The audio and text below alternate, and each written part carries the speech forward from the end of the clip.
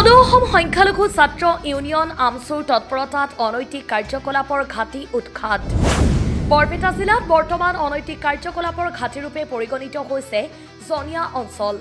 জনিয়া অঞ্চলৰ একাংশ ধাবা, হোটেল, ৰিজৰ্টত চলে নাৰী দেহ ব্যৱসায়ৰ লগতে মদ, জুৱা আৰু ড্ৰাগছৰ বেহা। একাংশ ধাবা, হোটেল আৰু ৰিজৰ্টৰ মালিকে নিজৰ ব্যৱসায়িক মুনাফা লাভৰ স্বাৰ্থত বিদ্যালয়, মহাবিদ্যালয় পৰ্যায়ৰ ছাত্ৰ-ছাত্ৰীক মুকলিকৈ অনৈতিক কাৰ্যকলাপ কৰি যাবলৈ প্ৰদান কৰিছে সুবিধা। বৰপেটা জিলাৰ জনিয়া অঞ্চলৰ royal Galaxy, lovely hotel and restaurant আৰু ডেজি ৰিজৰ্টত নিতৌ সংঘটিত হৈ আহিছিল অনৈতিক কাৰ্যকলাপ। জনিয়া অঞ্চলৰ এইসমূহ ধাবা, হোটেল, ৰিজৰ্টত অনৈতিক কাৰ্যকলাপ চলি থকাৰ খবৰ লাভ কৰি সদৌ অসম সংখ্যালঘু ছাত্ৰ ইউনিয়ন আমছুৰ এটি দলে এইসমূহ ধাবা, হোটেল, ৰিজৰ্টত অভিযান চলায়। অভিযান কালত 18 বছৰৰ দেওনা পাৰ নোপোৱা বহুতো স্কুলীয়া আৰু কলেজৰ ছাত্ৰ-ছাত্ৰীক হাতেলোতে অনৈতিক কাৰ্যকলাপ কৰি থকাৰ সময়ত আবদ্ধ কৰে। ইয়াৰ পিছতেই সদৌ অসম সংখ্যালঘু ছাত্ৰ ইউনিয়ন আমছুৰ নেতৃবৃন্দই বৰপেটা জিলা আৰক্ষী অধীক্ষক সুশান্ত বিশ্বশৰ্মাক লিখিত অভিযোগ দাখিল কৰাত আৰক্ষী অধীক্ষকে তাৎক্ষণিক তৎপৰতাৰে এইসমূহ ধাবা, হোটেল, ৰিজৰ্টত অভিযান চলাই উল্লেখিত ধাবা, হোটেল, ৰিজৰ্ট সিল কৰি দিয়ে। নিউজ ডেস্ক ৰিপৰ্ট, পি সংবাদ।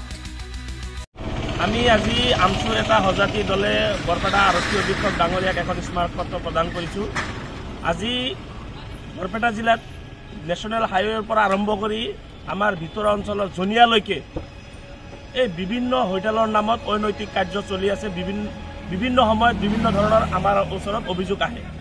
ইতিমধ্যে ৰয়েল গ্লোবেল, লাভলি হোটেল আৰু ডেজি হোটেল আমাৰ জনিয়াত আমাৰ অৰ্থাৎ তথ্যমতে সেই হোটেলবিলাকত 9-10ত ছোৱালীসকলো সেইটো হোটেলত যাই অনৈতিক কাৰ্যৰ লগত জড়িত হৈ থাকে। গতিকে আমি আমছুৱে এইবিলাক তীব্ৰ বিৰোধ কৰিছোঁ আৰু এইবিলাক কাম বন্ধ হ'ব লাগিব।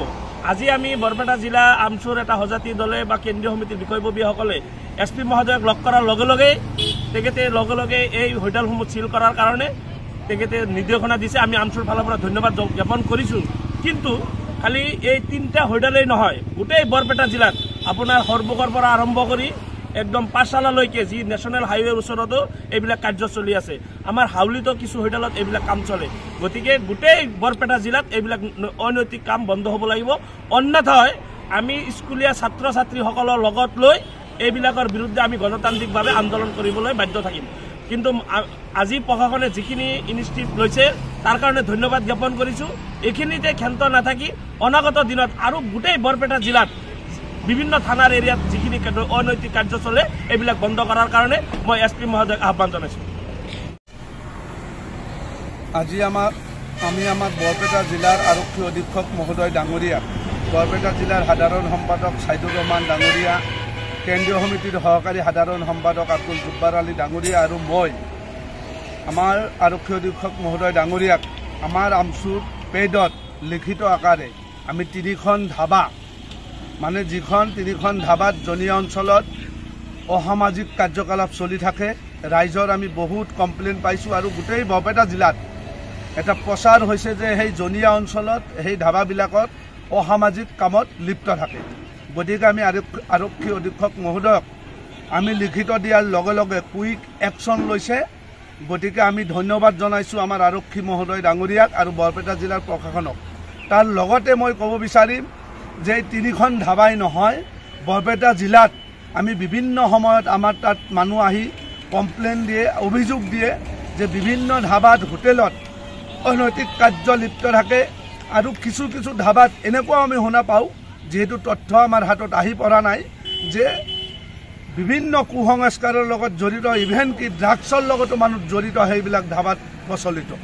গতিকে আমি বৰপেটা জিলাৰ আৰক্ষী অধীক্ষক মহোদয়ক সুশান্ত শৰ্মা ডাঙৰীয়াক আমি আমছুৰ ফালৰ পৰা অনুৰোধ জনাইছোঁ, অতি সোনকালে বৰপেটা জিলাত চলি থকা সেই অনৈতিক কাৰ্য অতি সোনকালে বন্ধ হ'ব লাগে আৰু সেইখন হোটেলবিলাক চৰকাৰীভাৱে আৰক্ষী অধীক্ষক মহোদয়ৰ জৰিয়তে বন্ধ হ'ব লাগে, চিল মাৰিব লাগে আৰু যিসকল মানুহে এই দুষ্কাৰ্যৰ লগত জড়িত সেইসকলক কঠোৰৰ পৰা কঠোৰতম শাস্তি প্ৰদান কৰি জেল হাজতলৈ প্ৰেৰণ কৰিব লাগে।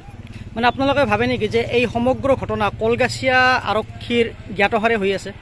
এইটো চাওক, এতিয়া যিহেতু সেই 3খন ধাবা কোন কোন থানাৰ আণ্ডাৰত পৰে হয়তো আমি একুৰেট নাজানো। আমি জনামতে বৰপেটা থানাৰ আণ্ডাৰতো পৰে, কলগাছিয়া থানাৰ আণ্ডাৰতো পৰে।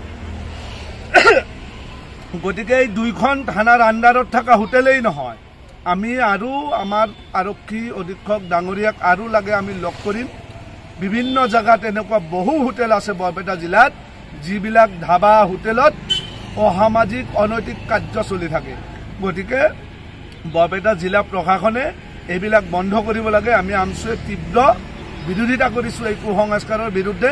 আৰু আমি শেষত আৰু এবাৰ আমাৰ বৰপেটাৰ SP ডাঙৰীয়াক আমি আমছুৰ ফালৰ পৰা ধন্যবাদ জ্ঞাপন কৰিছোঁ যে আমি লিখিত দিয়াৰ লগে লগেই কুইক একশ্যন লৈছে আৰু তেওঁলোকৰ বিৰুদ্ধে ব্যৱস্থা লৈছে।